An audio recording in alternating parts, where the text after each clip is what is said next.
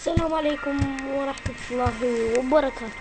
اليوم عندنا الجزء الخامس من أحسن أماكن سرية في ماينكرافت، والساحل نبدأ بشكل هذا البيت وتشنطوب مثل هنا بيت عادي ماكو شي خاص به، بس هنا مكان سري تدوسون كليك أيمن. شوفوا هنا هيجي تجي مكانك السري هنا بيتك. والساحل نبدأ بالساحل وبسم الله. اوكي هذا جدار عادي، تحتاجون الى سكة حديدية، وتحتاجون النص نص خشبة. نكسر هاي اللي هنا وتحطون هاي الخشبة،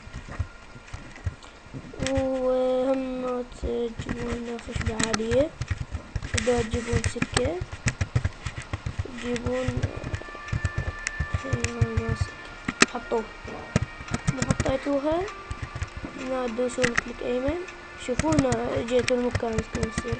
وهذا كان كل شيء، لا تنسوا اللايك والاشتراك.